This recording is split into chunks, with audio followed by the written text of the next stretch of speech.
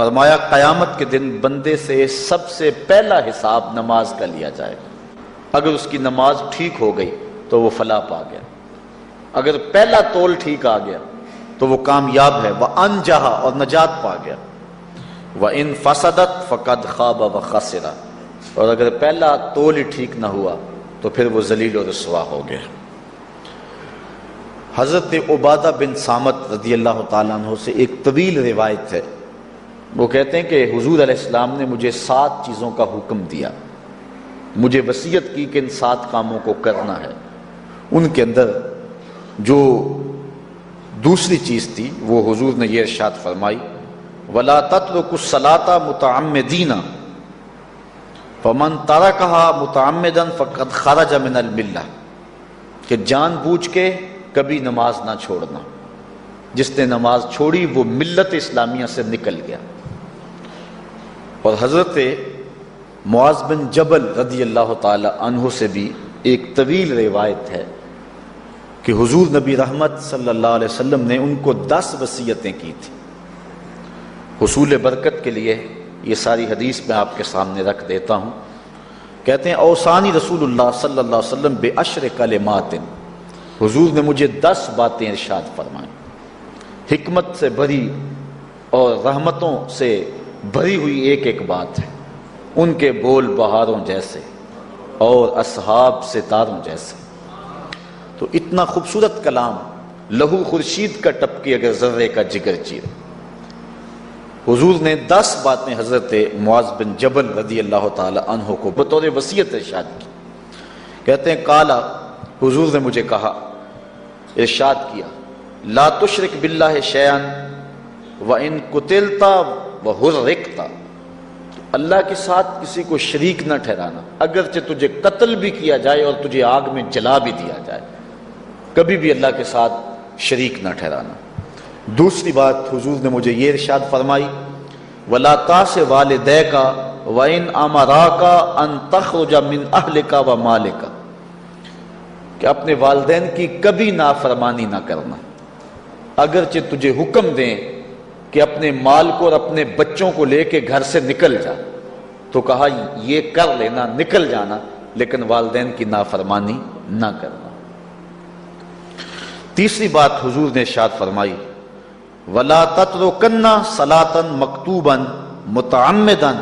فَإِنَّ مَنْ تَرَكَ صَلَاةً مَكْتُوبَةً مُتَعَمِّدًا فَقَدْ بَرِئَتْ مِنْهُ ذِمَّةُ اللَّهِ فرمایا اے معاذ بن جبل، فرض نماز جان بوجھ کر کبھی بھی نہ چھوڑنا، زندگی میں کبھی نہ ہو کہ تجھ سے فرض نماز چھوٹے، اس لیے کہ جس نے فرض نماز جان بوجھ کے چھوڑ دی، اللہ اور اس کے رسول نے اس سے اپنا ذمہ اٹھا لیا۔ اب وہ جدھر مرضی جائے، اللہ نے جو ذمہ لیا ہوا ہے مومن کا، اللہ اٹھا لیتا ہے۔ چوتھی چیز حضور نے جو ارشاد فرمائی، وَلَا تَشْرِبَنَّ خَمْرًا فَإِنَّهُ رَأْسُ كُلِّ فَاحِشَةٍ اے معاذ بن جبل، زندگی میں کبھی بھی شراب نہ پینا، ہر بے حیائی کی جڑ ہے اور بنیاد ہے شراب۔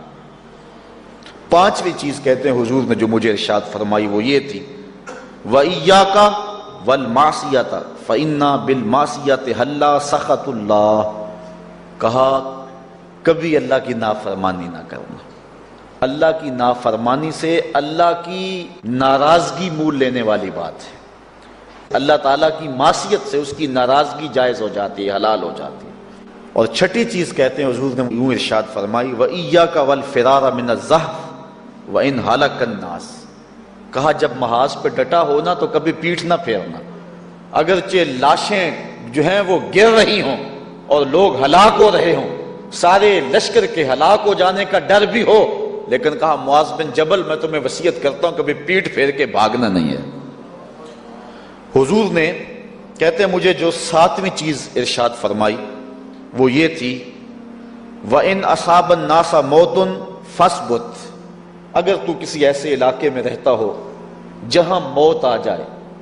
کوئی بیماری آ جائے موت والی، تو علاقہ چھوڑ کے بھاگنا نہ، وہیں رہنا، تیری قسمت میں زندگی ہوئی تجھے کوئی موت دے نہیں سکتا، اور اگر موت تیرے لیے لکھی گئی ہے تو جہاں مرضی چلا جائے تو موت سے بچ نہیں سکتا، اس لیے ایسے مقام سے بھاگ کر نہ جانا، وہیں ڈٹے رہنا اور وہیں رکے رہنا۔ آٹھویں چیز کہتے ہیں حضور نے مجھے ارشاد فرمائی، وَأَنفِقْ عَلَىٰ أَهْلِكَ مِن طَوْلِكَ، کہا اللہ نے تجھے جو وسعت دی ہے، تجھے جو مال دیا ہے، اس کو اپنی اولاد پر کھل کے خرچ کرنا، اپنی اولاد سے بخل نہ کرنا، اولاد کے معاملے کے اندر جہاں ان کی ضرورت ہو اس کو کھل کے پورا کرنا ہے۔ اور حضور نے نویں بات جو ارشاد فرمائی وہ یہ تھی، وَلَا تَرْفَعْ عَنْهُمْ عَصَاكَ عَدَبًا، اپنی اولاد کو ادب سکھانے کے لیے ڈنڈا نہ چھوڑنا، عصا ہمیشہ لٹکا کے رکھنا، کوڑا باندھ کے رکھنا۔ اور 10ویں چیز کہتے ہیں حضور نے جو مجھے ارشاد فرمائی، وَأَخْفِهِمْ فِي اللَّهِ، اپنی اولاد کے دل میں اللہ کا خوف ڈالتے رہنا، اللہ کا ڈر پیدا کرنا اپنی اولاد کے اندر۔ تو نے اپنی اولاد کو یونیورسٹیوں اور کالجوں تک پہنچایا، بیرون ملک سے بھی تعلیم دلوائی، لیکن اللہ کا خوف نہ سکھایا۔ اللہ کا خوف سکھانا اپنی اولاد کو، ایسے لوگوں کی صحبت میں بٹھانا جن کی صحبت میں بیٹھ کر اللہ کا خوف پیدا ہو جائے، ان کو ایسی کتابیں لا کے دینا کہ جن سے خشیت الہی ان کے سینے میں پیدا ہو۔ اگر تو نے سب کچھ دے دیا، عالی نسب بنگلے دے دی اپنی اولاد کو، تو نے جو ہے وہ بہت اچھی تعلیم دلوا دی اپنی اولاد کو،